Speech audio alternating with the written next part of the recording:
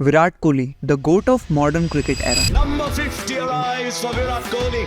वो प्लेयर जिसका नाम हर किसी फैन की जुबान पर हमेशा होता है, जिन्होंने सिर्फ अपनी बैटिंग के चलते क्रिकेट के तीनों फॉर्मेट्स में वन साइडेड डोमिनेट करा है और पूरे एशिया में he is the most followed person on Instagram with over 270 million followers. उन्होंने सिर्फ अपनी मेहनत के चलते इंडियन टीम को काफी बड़े बड़े मैचेस में जीत दिलाई है और काफी अनब्रेकेबल रिकॉर्ड रीसेट करे हैं, फिर चाहे वो उनका मोस्ट ओडीआई सेंचुरीज का रिकॉर्ड हो या फिर उनके 973 run in a single edition of IPL का रिकॉर्ड। और करेंटली टीम इंडिया में वो एक लौते ऐसे प्लेयर हैं जो T20 और ICC world cup winning teams का हिस्सा रह चुके हैं। और यही नहीं, किंग कोहली एक ऐसे प्लेयर है जिन्होंने इंडिया को उस पोजीशन से मैच जिताया है जहां से कोई प्लेयर जीतने की सोच भी नहीं सकता।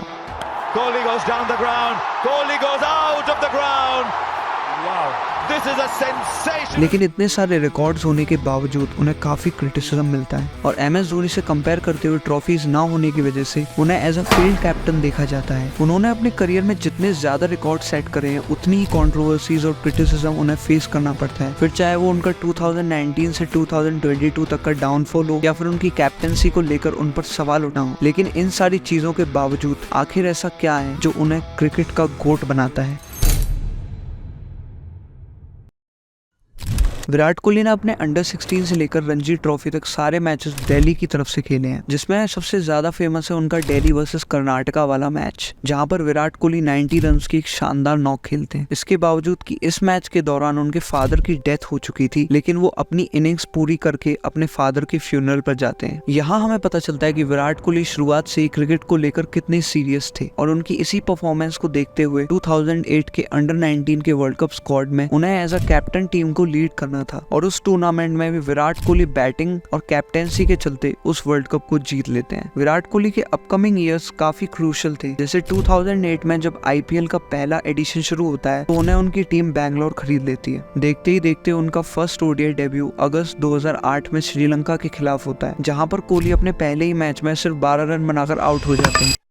लेकिन उसी सीरीज के फोर्थ मैच में विराट कोहली अपनी हाफ सेंचुरी पूरी करते हुए 54 रन स्कोर करते हैं। फिर ऐसे ही 2010 में उन्होंने बांग्लादेश के खिलाफ ओडीआई सीरीज में काफी अच्छा परफॉर्म किया था and he became the third Indian player to hit 2 ODI centuries before the age of 22। देखते ही देखते उनकी परफॉर्मेंस के चलते 2011 के वर्ल्ड कप में भी वो अपनी जगह बना लेते हैं और उस टूर्नामेंट में विराट कोहली अपनी अच्छी परफॉर्मेंस दिखाते हुए 282 स्कोर करते हैं, जिसमें एक हाफ सेंचुरी और एक सेंचुरी भी इंक्लूडेड होती है। और जब फाइनल में वीरेंद्र सहवाग और सचिन तेंदुलकर जल्दी आउट हो जाते हैं तो गौतम गंभीर और विराट कोहली की थर्ड विकेट में 83 रन्स की अच्छी पार्टनरशिप बन जाती है, जिसमें विराट कोहली 35 रन्स की क्रूशियल पारी भी खेलते हैं और बाद में गौतम गंभीर के 97 और MS धोनी के 91 रन्स इंडिया को हेल्प करते हैं to win that World Cup. Dhoni finishes off in style. A magnificent strike into the crowd. India lift the World Cup after 28 years.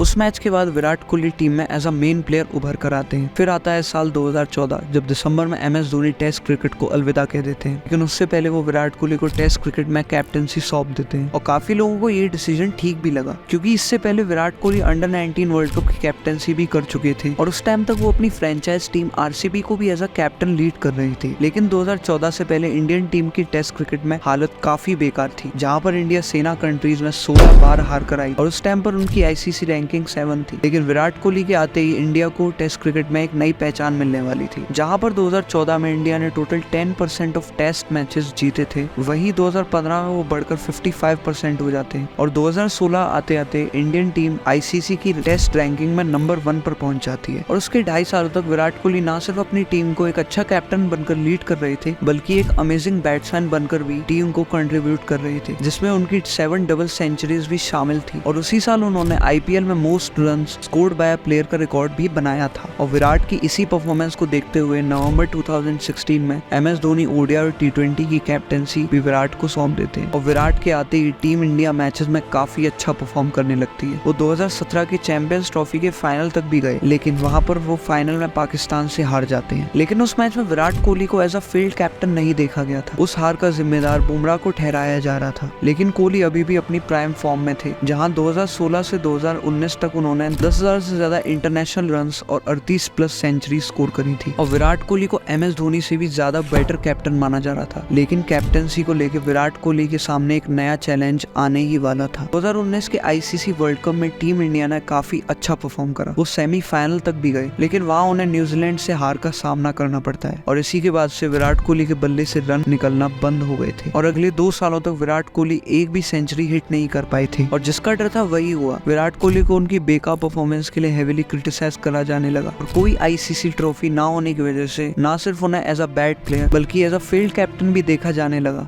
और रोहित शर्मा को कैप्टन बनाने की मांग उठने लगी, क्योंकि उस टाइम तक रोहित शर्मा मुंबई के लिए 5 ट्रॉफीज जीत चुके थे। और इसी सब के चलते 2021 के वर्ल्ड टेस्ट चैंपियनशिप में जब इंडिया न्यूजीलैंड से फाइनल में हार जाती है तो उसके बाद विराट कोहली को और हेवीली क्रिटिसाइज किया जाता है। देखते ही देखते T20 वर्ल्ड कप भी आ जाता है, लेकिन उससे पहले 17 सितंबर 2021 को विराट कोहली अपने ट्विटर हैंडल पर एक ट्वीट करते हैं जहां पर वो T20 वर्ल्ड कप के बाद इंडियन टीम की T20 में कैप्टनसी से स्टेप डाउन कर देते हैं। और फिर इंडिया का वर्ल्ड कप कैंपेन शुरू होता है जहां इंडिया अपने पहले ही मैच में पाकिस्तान से 10 विकेट से हार जाती है और वो भी T20 में पहली बार। और इसके बाद भी टीम इंडिया की परफॉर्मेंस उस वर्ल्ड कप में कुछ खास अच्छी नहीं थी, जहां वो ग्रुप स्टेज में ही वर्ल्ड कप से बाहर हो जाते हैं। और इतने खराब परफॉर्मेंस के बाद विराट कोहली को हेवीली क्रिटिसाइज किया जाता है। हद तो तब हो गई जब उनकी फैमिली के खिलाफ भी लोग बहुत गंदे कमेंट्स पास करने लगे। बाद में उस वर्ल्ड कप के बाद रोहित शर्मा को T20 का कैप्टन बना दिया जाता है, लेकिन विराट कोहली अब भी टीम को आने वाले ODI वर्ल्ड कप में एज अ कैप्टन लीड करना चाहते थे, बट BCCI ने दिसंबर में उनसे ODI कैप्टनसी छीनकर रोहित शर्मा को दे दी थी। विराट कोहली के लिए 2019 से 2021 तक वो 3 साल कुछ खास नहीं थे, लेकिन आने वाले सालों में कोहली को उनकी खोई हुई इज्जत वापस मिलने वाली थी। साल था 2022। BCCI ने T20 वर्ल्ड कप के स्क्वाड को अनाउंस किया जिसमें विराट कोहली भी शामिल थे, जो कि फैंस को काफी डिसअपॉइंटिंग लगा। लेकिन बाद में विराट कोहली अपने हेटर्स का उसी वर्ल्ड कप में मुंह बंद करने वाले थे। जब इंडिया का पहला मैच पाकिस्तान के खिलाफ था, जहां पर फर्स्ट इनिंग में पाकिस्तान इंडिया को 160 का डिसेंट स्कोर चेस करने के लिए देती है, लेकिन सेकंड इनिंग्स में इंडिया के ओपनर्स KL राहुल और रोहित शर्मा सिर्फ 4 रन बनाकर आउट हो जाते हैं। फिर सूर्य कुमार यादव और अक्षर पटेल भी जल्द ही आउट हो जाते हैं और इस टाइम तक इंडिया वर 31 for 4, लेकिन कोहली अभी भी क्रीज पर थे और पहले 10 ओवर तक विराट और हार्दिक काफी स्लो खेल रहे थे और सबको लगा कि इंडिया वो मैच हार जाएगी। लेकिन 11वें ओवर तक आते आते विराट ने अपने डिफेंसिव मोड को अटैकिंग मोड में कन्वर्ट कर दिया था। हर ओवर में उन्होंने एटलीस्ट एक बाउंड्री मारी थी और अपनी क्लास और परफॉर्मेंस दिखाते हुए उनका ये शॉट आज तक लोगों को याद है।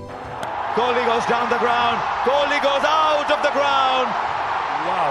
This is a sensation. और जब 19th ओवर में इंडिया नेडेड 28 रन्स इन 8 बॉल्स, तब विराट कोहली ने अपने वो 2 क्लासी सिक्सेस मारे थे एंड एट द एंड हमें पता है क्या होता है। इंडिया वो नेल बाइटिंग मैच फाइनली जीत जाती है, जहां विराट कोहली ने सिंगल हैंडेडली वो मैच पाकिस्तान से छीन लिया था। और उसी टूर्नामेंट में विराट ऑलमोस्ट 3 साल बाद अपनी 71st सेंचुरी भी कंप्लीट करते हैं और वो मैच उनका कमबैक साबित होता है, जहां वो उस टूर्नामेंट ही नहीं बल्कि 2023 के वर्ल्ड कप में भी बहुत अच्छा परफॉर्म करते हैं और सचिन तेंदुलकर के 49 ODI सेंचुरीज का रिकॉर्ड भी तोड़ देते हैं। इस सब के बाद विराट कोहली को उनकी रिस्पेक्ट तो वापस मिलती ही है, बट उनके लिए एक फ्रेज भी बहुत पॉपुलर हो जाता है, a failed captain who never failed। Well Virat Kohli अब भी इंडिया के लिए काफी अच्छा परफॉर्म कर रहे हैं एंड होप कि वो आने वाले मैचेस में भी अच्छा परफॉर्म करें। क्या आप चाहते हैं कि विराट कोहली अगला 2027 का ODI वर्ल्ड कप खेलें? अपने ओपिनियंस मुझे कमेंट्स में बताना। Thanks for watching. जय हिंद।